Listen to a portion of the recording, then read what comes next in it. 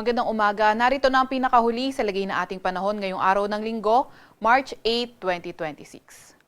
Narito nga ang ating pinakahuling satellite image kung saan may minomonitor tayong low pressure area sa labas ng ating Philippine Area of Responsibility. Ito ay huling namataan sa layong 1,710 km silangan ng northeastern Mindanao. Itong low pressure area naman na ito ay mababa ang tsansa na maging isang ganap na bagyo at mababa rin ang tsansa na pumasok ng ating Philippine Area of Responsibility.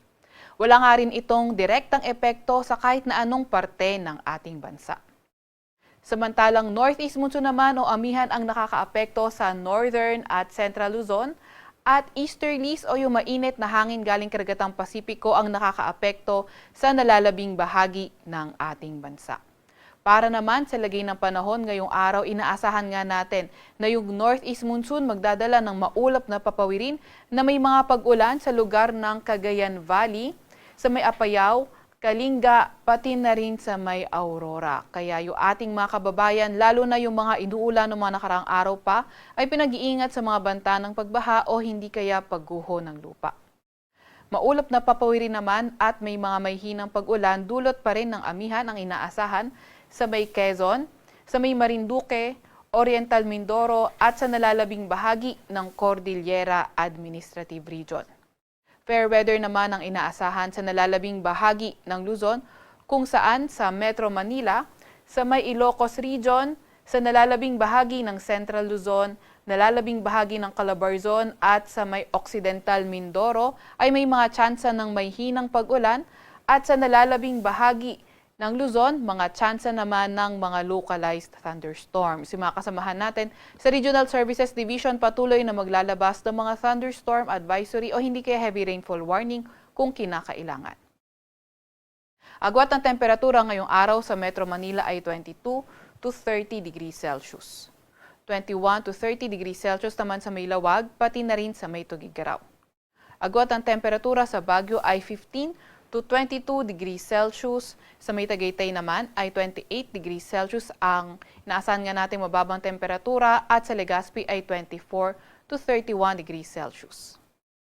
Agwat ng temperatura sa Puerto Princesa ay 25 to 32 degrees Celsius, 25 to 31 degrees Celsius naman sa may Kalayaan Islands. Para naman sa lagay ng panahon sa may Visayas at Mindanao, inaasahan nga natin na posible magpaulan ng easterly. Yan ay sa lugar ng Eastern Visayas, sa may Dinagat Islands, pati na rin sa may Surigao del Norte. Kagaya nga na nabanggit kanina, ingat yung mga kababayan natin, lalo na sa banta ng pagbaha o hindi kaya pagguho ng lupa kapag nagkakaroon tayo ng mga katamtaman hanggang sa malalakas na mga pag-ulan. Mas magandang panahon sa nalalabing bahagi ng Visayas at Mindanao kung saan may mga tsansa lamang tayo ng mga localized thunderstorms. Agwat ang temperatura sa Cebu at Cagayan de Oro ay 25 to 31 degrees Celsius.